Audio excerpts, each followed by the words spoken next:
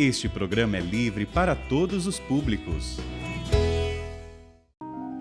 Eu não vim chamar os justos, mas os pecadores para a conversão.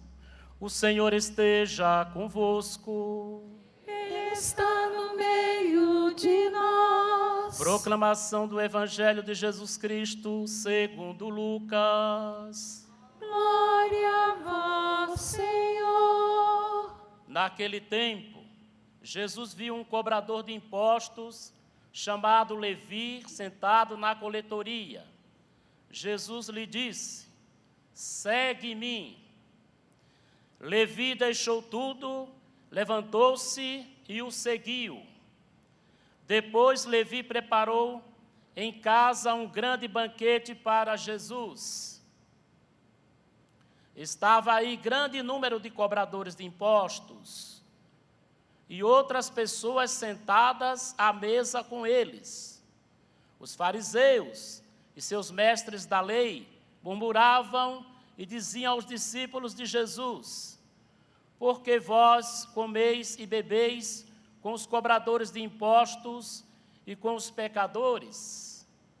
Jesus respondeu: os que são sadios não precisam de médico, mas sim os que estão doentes. Eu não vim chamar os justos, mas sim os pecadores para a conversão. Palavra da salvação. Glória a vós, Senhor.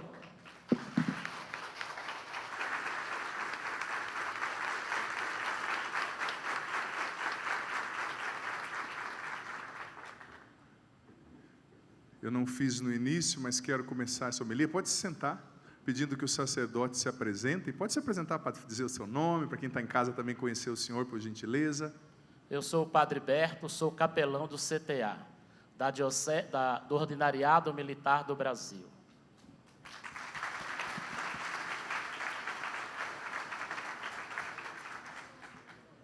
Sou o Padre Gevanildo Torres, sou membro da comunidade Canção Nova, atualmente morando aqui na frente de missão de São José dos Campos.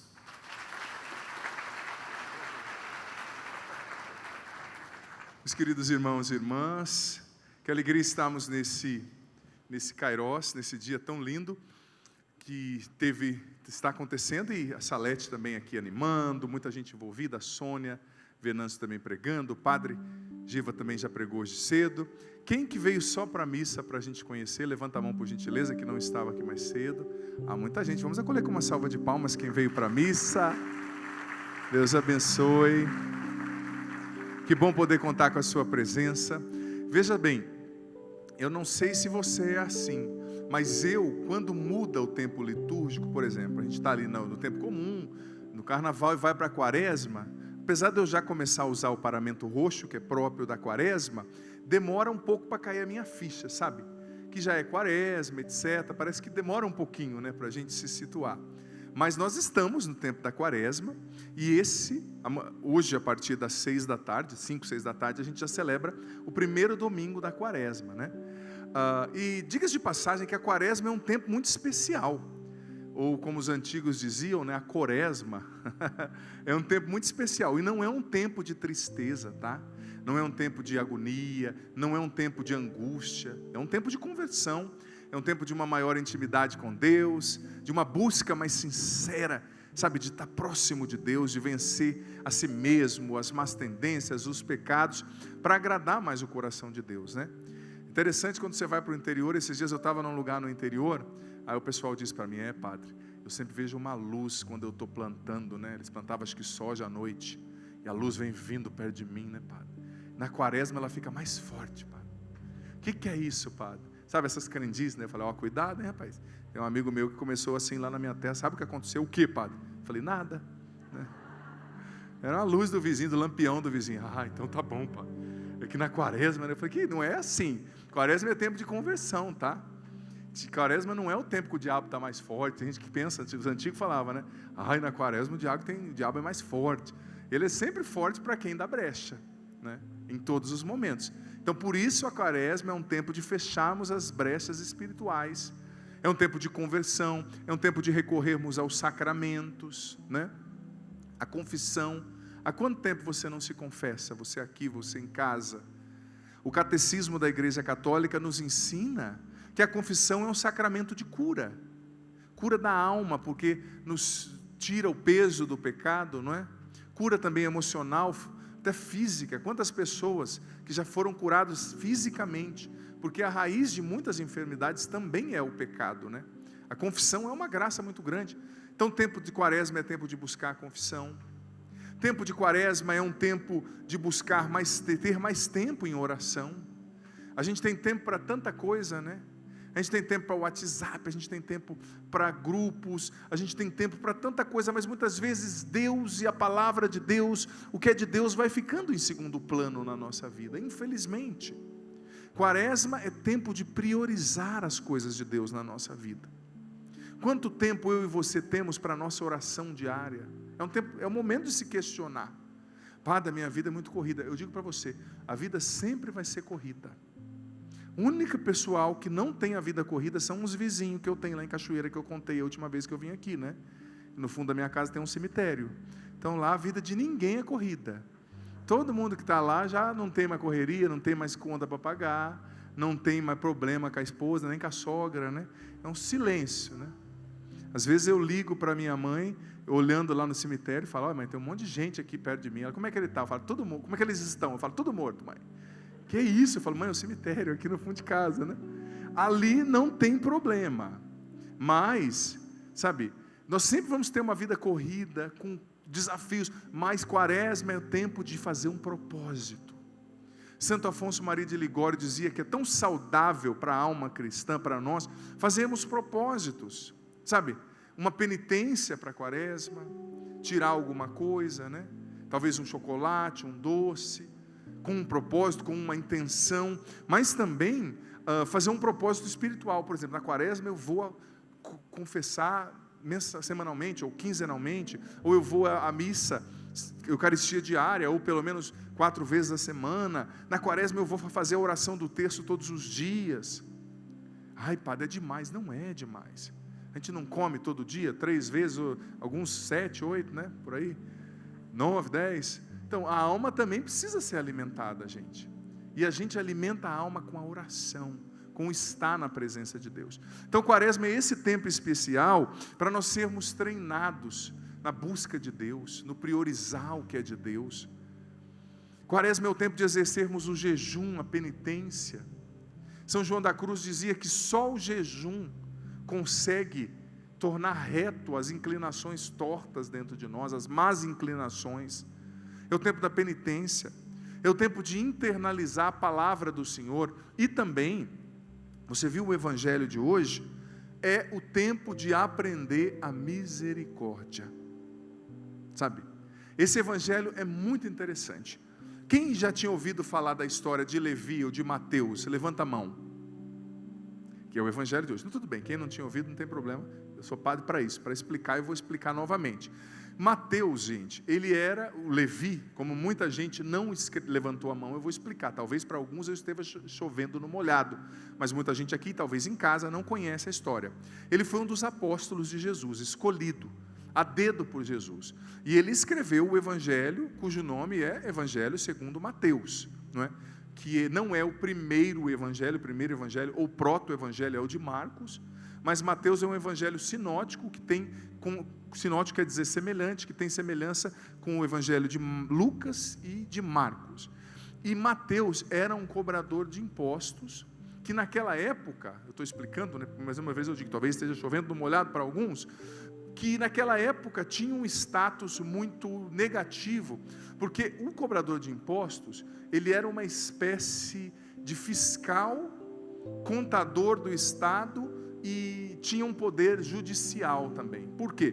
Porque o cobrador de impostos, ele tinha uma aliança, ele era aliançado com Roma, então ele podia convocar os soldados romanos, para entrar na casa de alguém que não pagou imposto, para bater em alguém. Só que também ele tinha um bom relacionamento, assim, razoável com os líderes religiosos, que também alguns eram meio corrompidos ali com Roma, ou ficavam os líderes judeus da época, naquela saia justa, porque se eles não conversassem, não lidassem bem com o imperador romano, com o governador romano, os romanos não deixariam eles terem o culto, terem o templo, então eles naquela saia justa ali, né? E ele também tinha uma grande autoridade junto ao governador ali da província romana. Só que ele usava do seu conhecimento, porque ele era alguém ali da terra, conhecia todo mundo, para trabalhar para Roma, cobrando impostos altíssimos do seu povo. E a grande maioria dos cobradores de impostos, eles enriqueciam ilicitamente, porque o que o governo dava para eles não era assim uma quantia tão exorbitante, mas eles roubavam, eles extorquiam, eles faziam falcatrua para ganhar dinheiro. Só acontecia isso naquela época, graças a Deus, assim, nos poderes públicos, né? A gente vê que no século 21 essas coisas não existem mais, falcatrua, né? Olha, você emprega o meu filho aqui, eu libero você de pagar essa taxa aqui, né? Graças a Deus, né, gente? Essas coisas não existem mais, enfim. Então, Mateus era um cara muito sujo, era muito mal visto pela sociedade, e com razão, né? Por quê? Porque ele era um traidor, e naquela época, para você ter noção, é diferente da nossa. Por quê? Porque para o judeu, biblicamente, o povo era pertença de Deus. Então, o verdadeiro rei era Deus. Então, você tirar o povo e dar para outro rei, tipo o imperador romano, era um pecado de idolatria para eles. Tanto que se eles entrassem na casa do governador romano, eles não podiam entrar no templo, eles tinham que se purificar. Tanto que quando eles estavam condenando Jesus, lembra que o sumo sacerdote falou: olha, nós não vamos entrar na tua casa aí, Pilatos, para a gente não ficar impuro e poder comer a Páscoa, né? Eles não lidavam. Só que esse homem trabalhava para os pagãos para extorquir o povo de Deus, que era o povo dele, que era o povo que era pertença de Deus, que estava escravizado por esse povo pagão e estrangeiro. Então ele pisou muito na bola.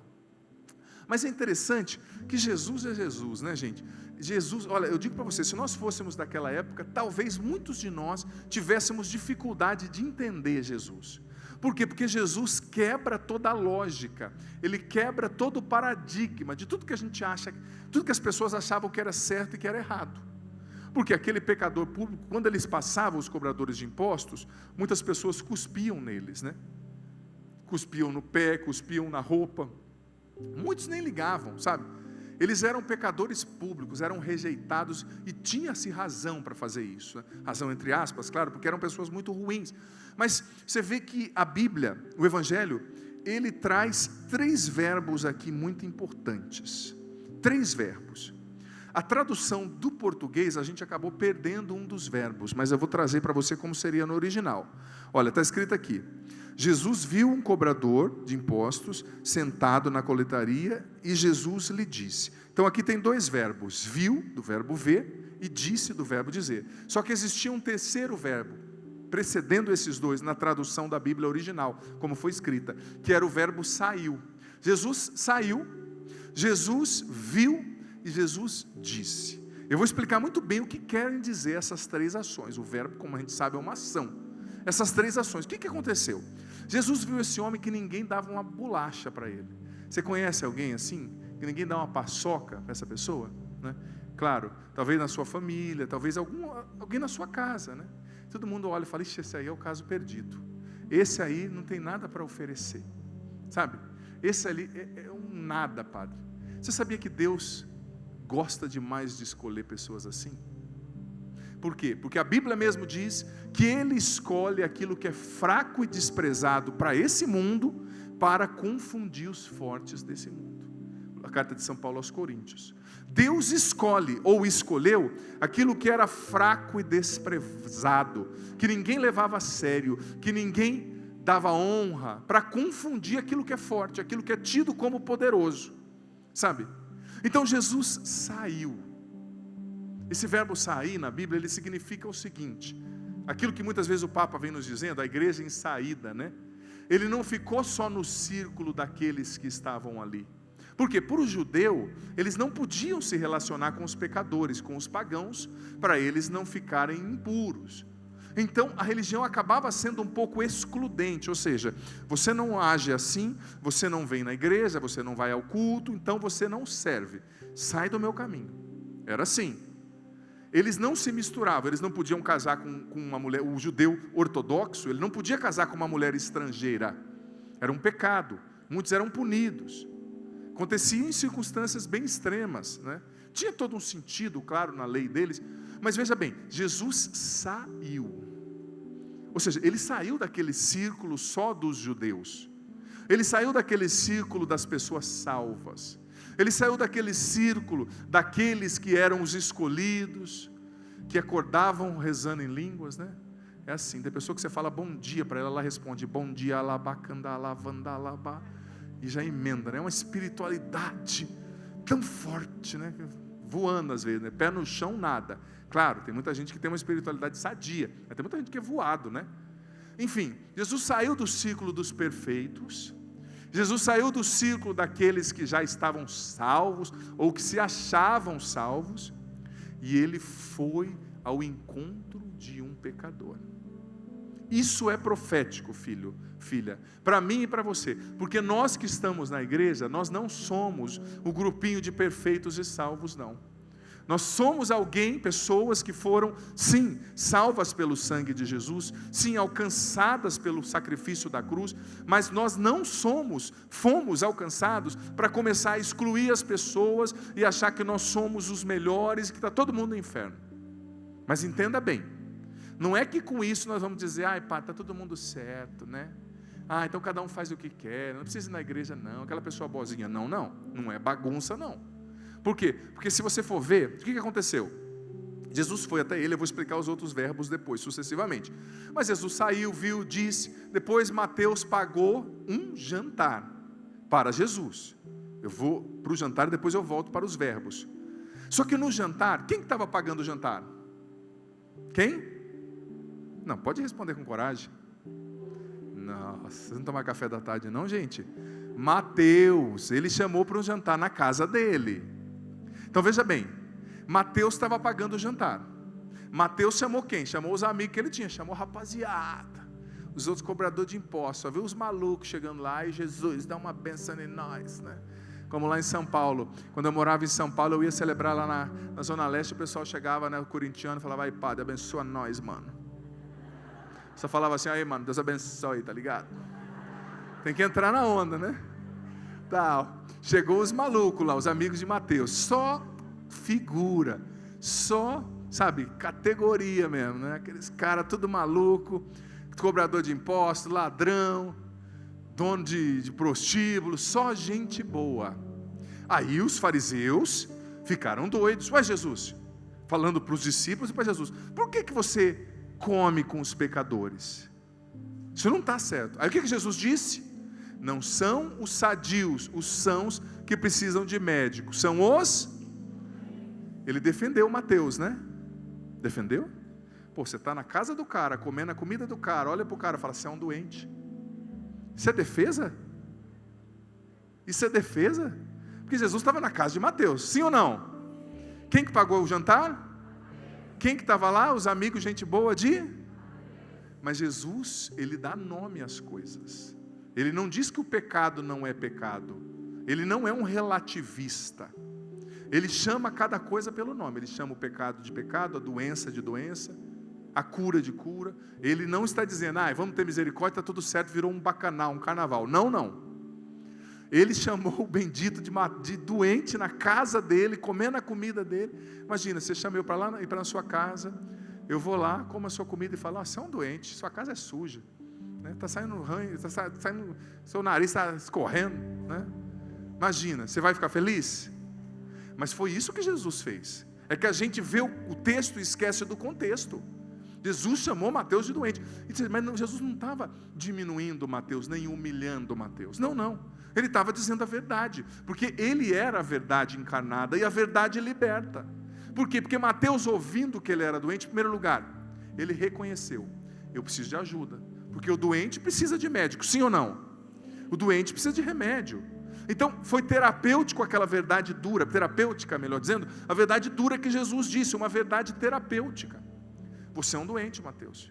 Mas, Mateus pode ter se sentido, não ofendido, mas constrangido por aquela palavra, num primeiro momento, talvez, mas também essa constatação de Jesus fez com que a esperança surgisse no coração de Mateus, porque talvez Mateus já não acreditava mais em si mesmo. Talvez Mateus já tinha desistido de si mesmo. Porque veja bem, no fundo, todo grande pecador sabe que é pecador e sabe que está fazendo o que é errado. Eu digo porque eu já estive lá.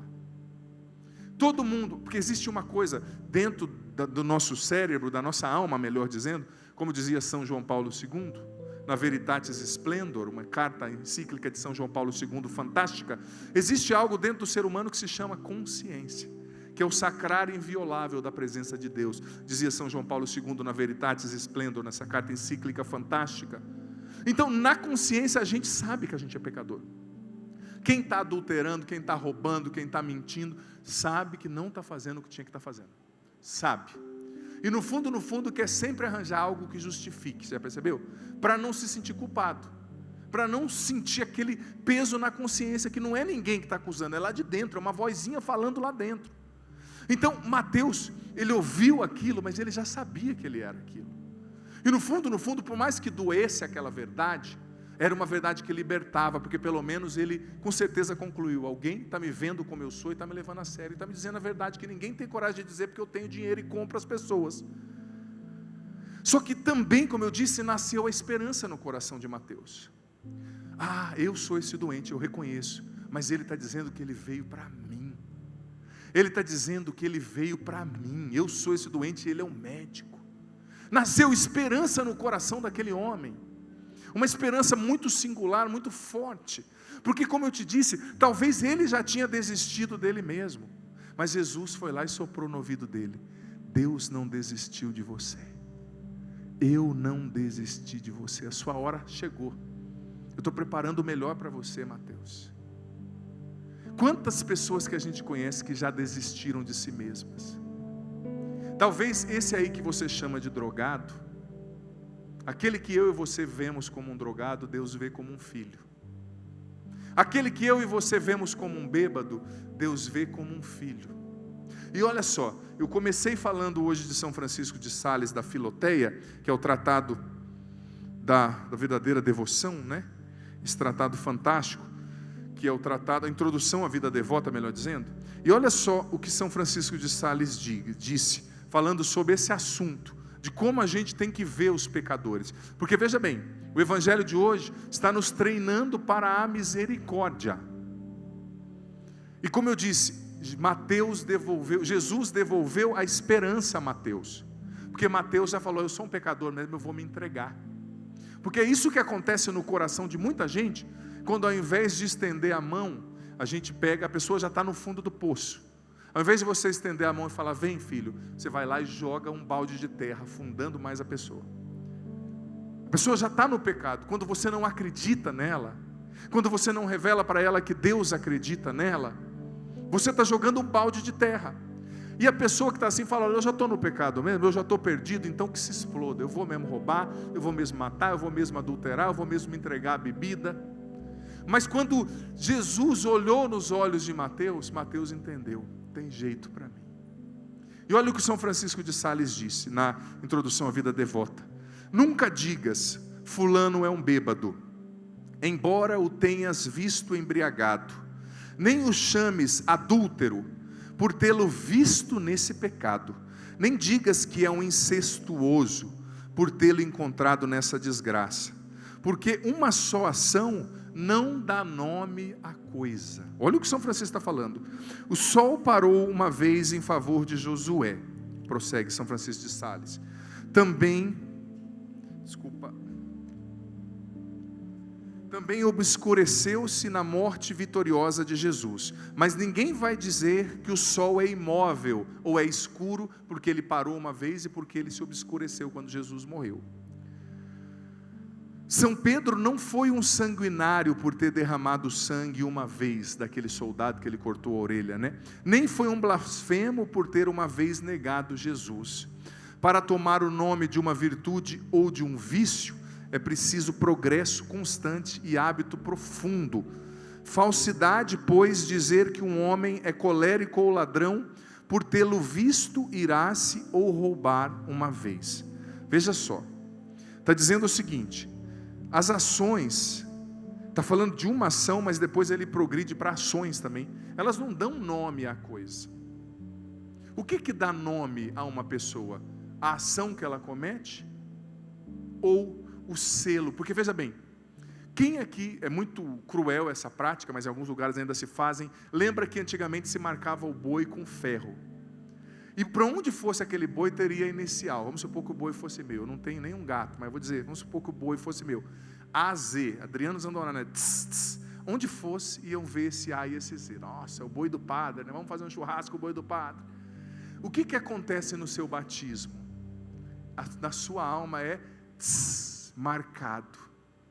Uma brasa ardente. JC. Pertence a Jesus Cristo. Então, quando você peca ou quando alguém peca, essa ação não dá nome à pessoa, porque ela já tem um nome. O nome de filho de Deus e de pertencente a Jesus Cristo. E nem o diabo pode mudar isso. Nem o diabo pode apagar o selo que Deus escreveu e imprimiu na alma de alguém. Você acredita nisso? Vamos aplaudir o Senhor então, por essa verdade de fé, por essa verdade que liberta, e é verdade. Então o São Francisco de Sales estava ensinando, a ação não dá nome à coisa. Claro, às vezes a pessoa vai progredindo no vício, né? Ou na virtude, vai se tornando virtuosa. Vai progredindo no vício, vai se tornando vício no sentido de concupiscência, pecado, vai se tornando enraizado aquele vício na pessoa. Mas isso não define a pessoa. Isso não diz a pessoa, é só isso. Porque tudo bem, a pessoa às vezes pode ter um pecado, ou pode ter tido uma queda, mas ela não é só isso. Ela não é só aquilo. Sabe? Então, Jesus saiu, voltando para os verbos. Ele saiu e foi aos pecadores. Gente, eu vejo que chegou um tempo na igreja que não dá mais para a gente pescar no aquário. Quem aqui já viu alguém pescando no aquário? Só se for meio doido, né? Imagina, coloca uma minhoquinha, ela fica com a vara no aquário, né? E faz festa, peguei o peixe. Maluco, né? Sim ou não? Por que a gente pesca no aquário se tem um mar todo para a gente lançar o anzol, ou um rio enorme? Falta de sabedoria. Mas o que muita gente faz na igreja? Vive pescando em aquário, não sai para pescar. Ou seja, tem gente que a pregação é só para quem está dentro da igreja. As coisas é só para quem está dentro da igreja. Não vai às vezes não vai fazer uma visita numa casa, não vai em outro lugar, sempre fechado no grupinho dos salvos, dos perfeitos, dos seletos do Senhor. Isso não é evangelho não, tá? Tem gente que a pregação da pessoa é só para quem está dentro da igreja. Quem não está, a gente parece que o cristão às vezes, parece que o cristão, tem cristãos que fazem questão de ficar mais esquisito possível, para os outros que estão de fora não ter paciência de ouvi-lo por 30 segundos. O cara vai pregar, baba, é tanta coisa só para assustar quem está fora. Eu fico pensando, onde está a nossa caridade pastoral com quem está fora da igreja? E se alguém tenta fazer um discurso, mas pensando em quem está fora, é acusado de ser laxo, é acusado de ser coaching, é acusado de qualquer coisa. Com todo respeito a quem é coach, claro. Por quê? Porque tem que pregar só para quem está dentro. Só para quem já está há 10 anos, aí tem que ser cada vez mais profundo. Cada vez tão profundo que quem está lá fora nem entende uma palavra que você está falando. Você está falando outra língua. E a caridade com quem está lá fora. E o pensamento de misericórdia que a gente tem com quem não conhece Jesus, mas que pode conhecer. Se nós não formos tão estranhos, tão esquisitos, e confiscarmos a evangelização como se fosse uma coisa só nossa. Só quem está no grupinho entende aquela língua. Quem não estudou essa língua vai ficar de fora. Não, não. Jesus saiu, Ele foi. Claro, nós não vamos abrir mão da essência do evangelho, mas a gente tem que pensar. Dá mais um pouquinho de teclado no retorno para mim. A gente tem que pensar também em quem está fora. Jesus saiu. Quantas vezes o Papa tem falado, eu quero uma igreja em saída, eu prefiro uma igreja suja, porque saiu, tropeçou, se escorregou e se sujou no chão, do que uma igreja limpa que está só se autoconservando, com salvos perfeitos e lindos. Eu vou dizer para você, evangelização dá trabalho, viu? Sair dá trabalho, porque assim, a pessoa coordena às vezes um grupo, uma coisa. Ai padre, mas está indo um povo tão difícil na igreja. Eu lembro uma vez que eu fui pregar um encontro, que o pessoal era tão maluco, e olha que eu era maluco também, eu vim dessa vida doida antes de Cristo, né? Nossa, que os meninos no meio da noite começaram a cheirar tina e subiram em cima do ginásio onde estava ficando para ser o encontro, arrancaram telha, um caiu lá de cima, e eu era um dos coordenadores, o encontro de jovens, antes de ir para o seminário, né? E eu fiquei assim, bravo, né? Porque, imagina. Só que depois eu percebi que no outro dia, esses malucos fizeram uma experiência com Deus ali. E eu falei, Senhor, obrigado, é eles que têm que vir para a igreja mesmo, porque são os doentes que precisam de médico. São eles, melhor dizendo, que precisam vir para cá. Dá trabalho? Dá, claro que dá. Mas às vezes a pessoa, eu quero que venha todo mundo perfeito, né? Que o meu filho, padre, eu quero que ele nasça rezando em línguas, né? Saia da barriga, cândala, né? Seja assim um apóstolo. Meu amigo, os apóstolos já estão salvos. E esse mar aí, não vamos jogar o anzol no aquário, não. Vamos pescar lá fora.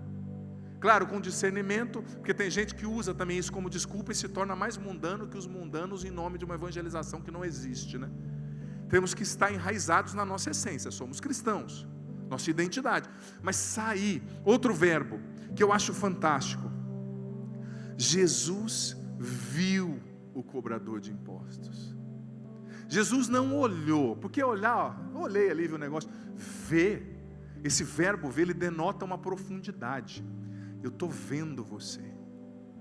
Você já fez a experiência de ser visto por alguém? Não só olhado, mas visto. As mães que são boas nisso, né? Você chega em casa, a minha mãe, eu estou falando com ela no telefone, às vezes eu estou em outro país, numa peregrinação lá em Israel, falo, alô mãe, ela fala, o que você tem? Já aconteceu com você? Mãe ou alguém que cuida de você, né? Não, eu não falei nada, não, mas eu te conheço, o que foi? Mãe, não dormi direito, aconteceu isso, aconteceu aquilo outro. Ou seja, mesmo sem me ver, porque eu estou lá do outro lado do mundo, ela me vê, ouvindo a minha voz, ela vê a minha alma, ela me olha para dentro, por dentro, né? Deus vê a gente assim. Deus vê além do rótulo, cobrador de impostos. Deus vê além do rótulo, pecador público. Deus vê além do rótulo, prostituta, drogado. Eu sei que não é fácil cuidar de gente assim, viu? Eu sei, mas não desista dessas pessoas. Porque talvez por trás de um drogado, dessa pessoa difícil na sua casa, de alguém com depressão que está te dando trabalho, não é fácil cuidar de alguém doente. Talvez por trás de uma pessoa que está na lama, na mentira, no adultério, Deus vai levantar um grande profeta, um grande pregador, um homem de Deus, uma mulher de Deus. Mas Jesus, ele vê. Eu digo para você que está aqui e você que está em casa, eu não sei o que você está vivendo hoje, eu não sei quais são as lutas do seu coração. Talvez você esteja hoje triste, talvez você esteja hoje desanimado, talvez você sinta que Deus não tem ouvido as suas orações, e você até se revoltou com Ele, porque parece que as coisas acontecem com os outros, e não aconteceram com você. Mas eu digo para você que está aqui, você que está em casa, eu não sei como você está, mas saiba que Jesus está vendo você agora. Ele está vendo você como você é. Ele está vendo o teu coração. As suas lágrimas quando você chora sozinho, sozinha lá na sua casa, no seu banheiro. Ele está vendo a dor da sua alma diante dessa ansiedade que você não consegue vencer.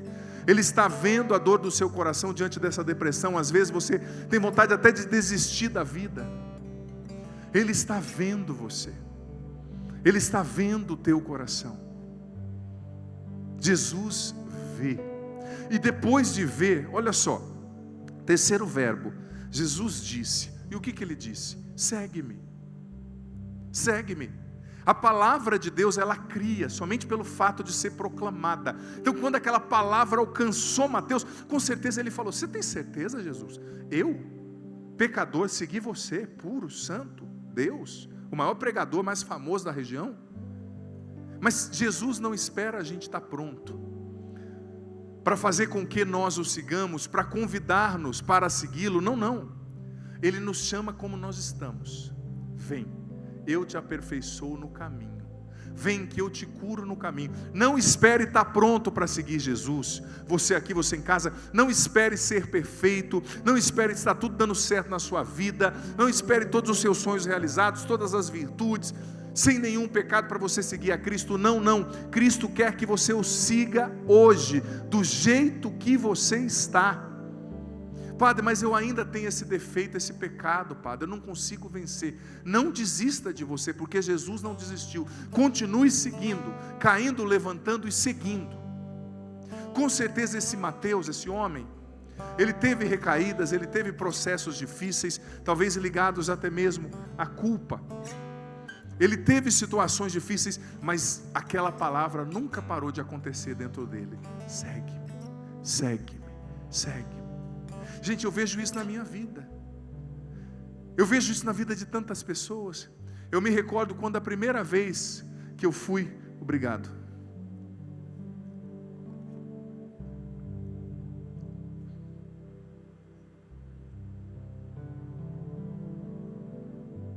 Eu lembro a primeira vez que eu fui num encontro, em 1998.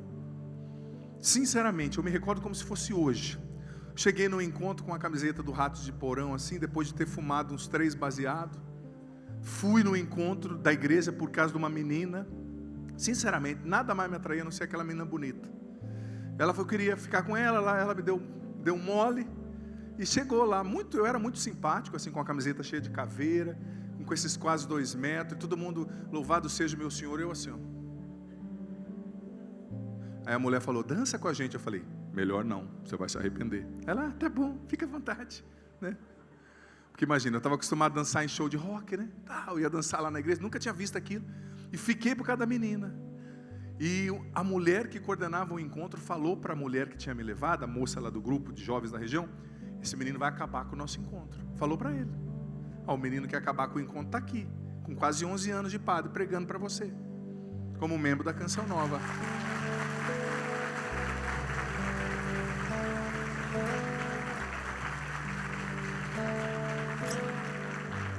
Eu vou ser sincero, eu era uma pessoa de inspirar medo, eu usava droga já há muito tempo, não conhecia Jesus, eu não era uma pessoa ruim, eu não conhecia Jesus. Minha mãe rezou por mim, minha família lutou. Quantas vezes eu contei meu testemunho pela TV Canção Nova, mas hoje nesse evangelho eu me sinto inspirado a contar mais uma vez, sabe? Porque eu estive lá, e só quem esteve na posição de Mateus entende o que significa ouvir essa voz falando, segue-me. Agora, quem não esteve ou quem não se abre para a misericórdia, age sempre como juiz e como o irmão mais velho do filho pródigo. Você não serve, você não presta, vai para o inferno. Deus não é assim. Se você não aprender a ser misericordioso, se eu não aprendo, eu posso perder a minha salvação, sabe? Porque na Bíblia está escrito, se você for misericordioso com o outro, Deus vai usar de misericórdia com você. Se você não for, você não vai alcançar misericórdia. E eu me recordo lá naquele encontro, chapado, ouvindo um monte de música de rock, os namoros, tudo errado, plantando maconha no fundo de casa, nada simpático, já tinha fumado, usado quanto tipo de droga que você imaginar. Expulso de time, expulso de escola, mas chegou lá o bonitão, e talvez as pessoas olhavam e falavam, aquele ali, aquele grandão ali, aquele ali é um drogado, rapaz, aquele lá não tem nada para oferecer não, mas ainda bem que Jesus me olhou lá, e Ele me disse, segue-me. Talvez ninguém ouviu Ele falando comigo, mas eu ouvi, e eu estou aqui hoje, para mostrar que nada é impossível para Deus, e que Ele não desiste de ninguém, Ele não desiste de você. Ele não desiste da sua vida, Ele não desiste do seu coração, Ele não desiste da sua família. Talvez hoje você está ouvindo essa palavra, você aqui, você em casa, para renovar o seu ânimo em continuar lutando por aquela pessoa da sua casa, aquele filho, aquele neto na droga. Lute até o fim. Lute, porque talvez você não esteja vendo, mas escondido naquele drogado tem um futuro padre. Tem um futuro missionário, um futuro Mateus, que deu a vida por Cristo, e tantos outros na história da igreja. Não despreze aqueles que Deus escolheu, porque você vai estar brigando diretamente com Deus, se você fizer isso. Não despreze aquele que Deus escolheu. Vamos ficar em pé um momento?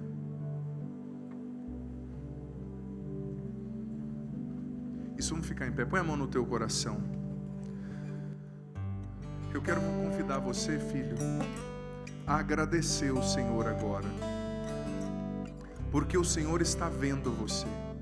Com as suas palavras vai dizendo, obrigado, Senhor, porque o Senhor está me vendo. Obrigado, Senhor, o Senhor está me enxergando. Vai dizendo, você aqui, você em casa, com as suas palavras, vai dizendo, obrigado, Senhor, você está me vendo. Obrigado, Deus. Você me enxerga, Senhor. Obrigado pelo teu amor. Obrigado pela tua misericórdia. Obrigado porque o Senhor não desiste de mim. O Senhor não desiste de mim, Deus. Obrigado porque o Senhor me ama, como eu estou, como eu sou. A Ti toda a glória, Senhor. A Ti todo louvor, a Ti toda adoração. Obrigado porque o Senhor saiu ao meu encontro, porque o Senhor me viu, porque o Senhor disse: segue-me. O Senhor me chamou. A Ti todo louvor, toda honra, toda adoração. Filho, filha, com a mão no teu coração, escuta essa mensagem que sintetiza tudo isso que nós refletimos. Se o fardo está pesado e é difícil caminhar, escuta isso. Não se esqueça da promessa: a Deus contigo sempre está. Se o fardo está pesado e é difícil caminhar,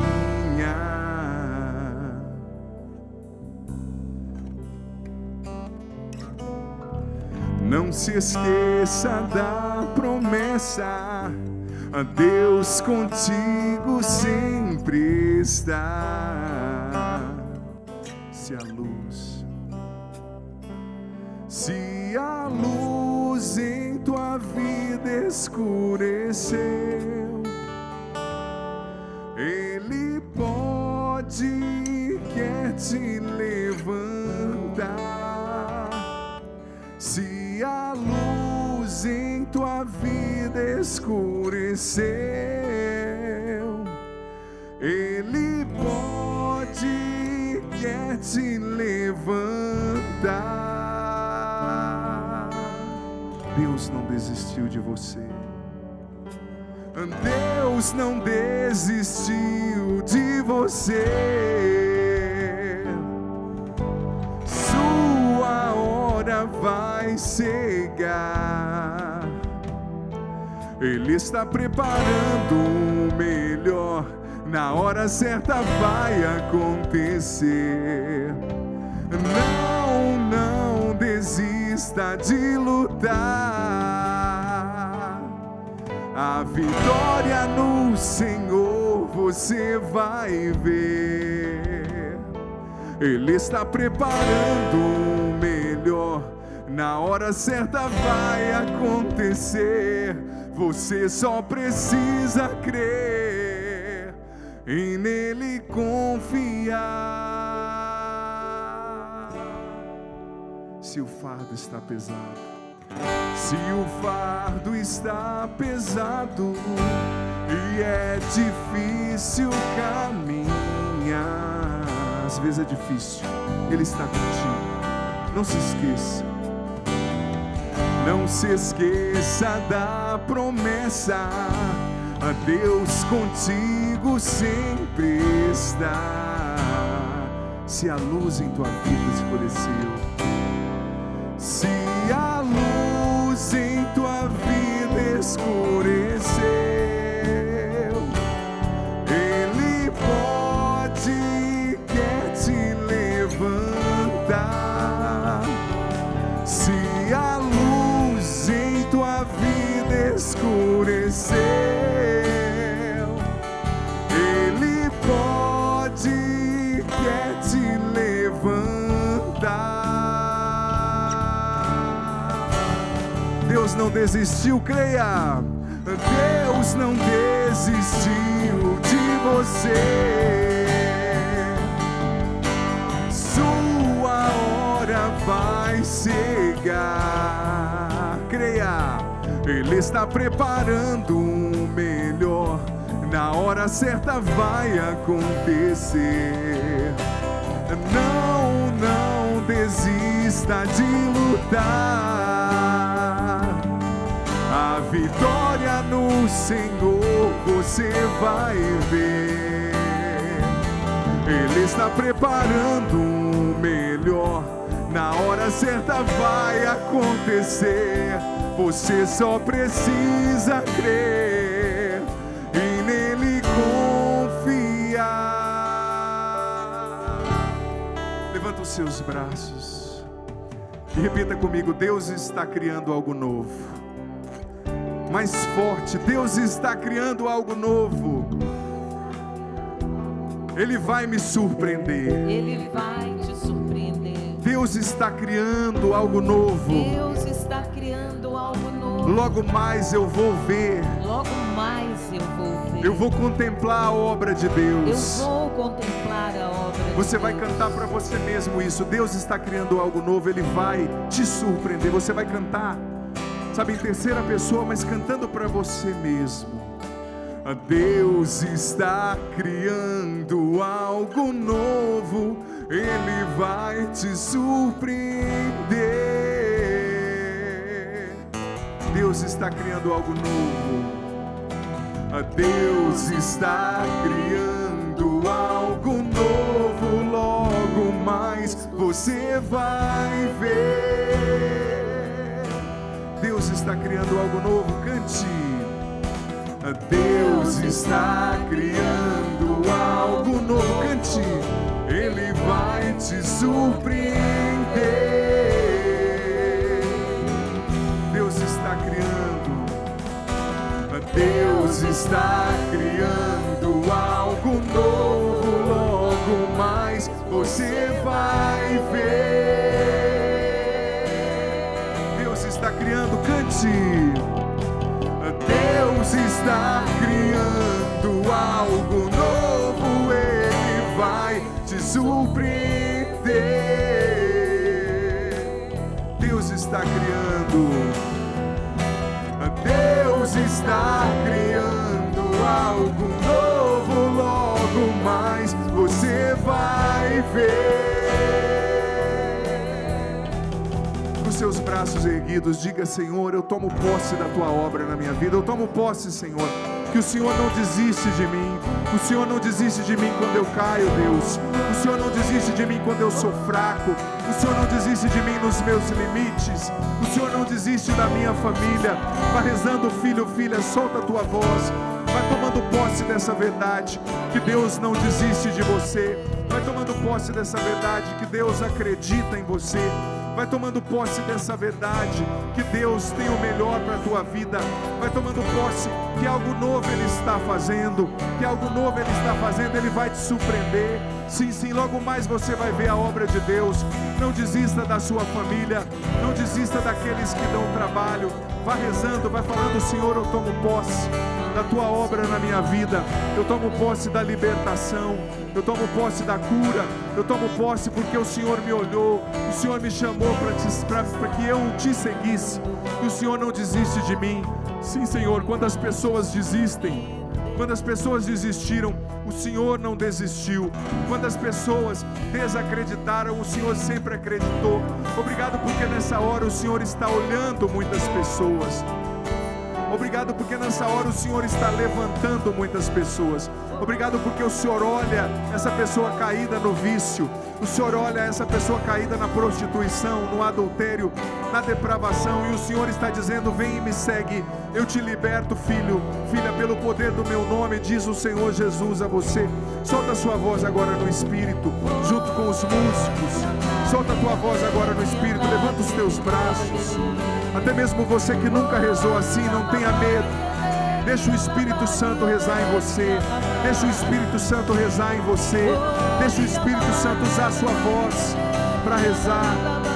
Pai, no nome de Jesus, derrama sobre nós a efusão do Teu Espírito, o poder de Pentecostes. Vem abrir os nossos olhos, Espírito Santo. Vem abrir o nosso coração para a misericórdia, Espírito Santo. Vem abrir o nosso coração para acolher aqueles que caíram, aqueles que pecaram, Espírito Santo. Vem nos dar a graça, Espírito Santo, de reproduzir os atos de Jesus, saindo, vendo as pessoas, chamando as pessoas a seguirem Jesus. Vem, Espírito Santo, nos encha, nos batiza. Mantenha os seus braços erguidos, filho, filha. Peça que o Espírito Santo venha agora sobre você. Solta a sua voz em línguas. Solta a sua voz no Espírito. Pai, no nome de Jesus, batiza todos que estão aqui agora no Espírito Santo, com o Espírito Santo. Batiza todos que estão em casa, com o Espírito Santo, no Espírito Santo. Dá-nos a graça de termos agora um profundo encontro pessoal com Jesus Cristo. O Senhor não desiste de nós. Vem nos libertar dos vícios. Vem nos libertar dos pecados, das mentiras. Vem nos arrancar do poço. Jesus, nos tira do poço, Senhor. Nos tira do poço do pecado, da depressão, da ansiedade, da tristeza, da mágoa, do ressentimento. O Senhor está libertando muitas pessoas que estavam no poço, na fossa. Uma pessoa que você perdeu um ente querido, e depois disso você entrou num fosso, numa fossa, num vazio, de uma depressão, de uma revolta.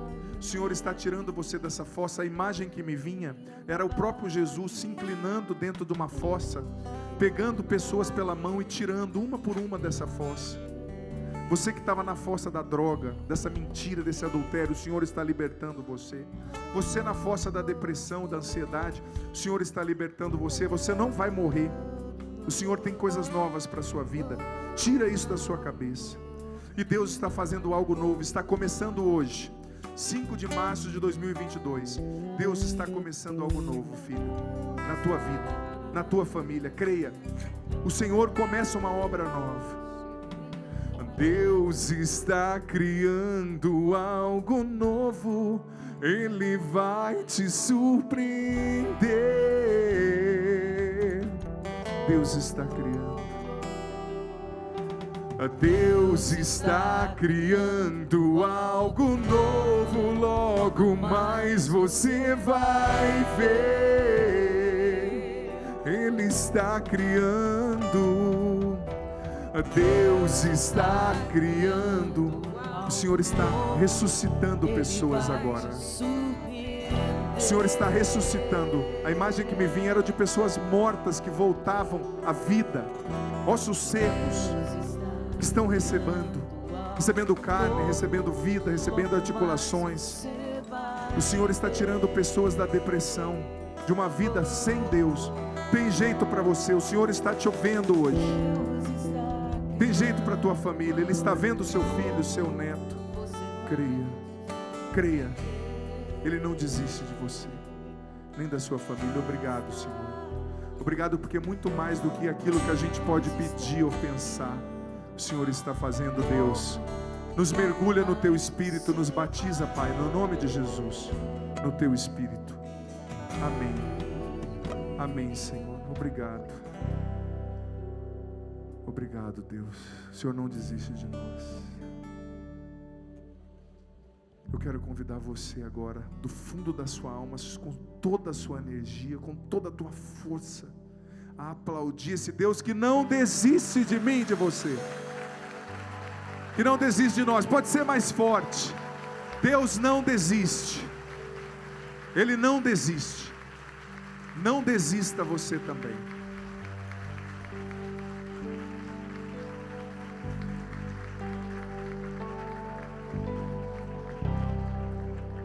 Louvado seja nosso Senhor Jesus Cristo. Para sempre seja louvado.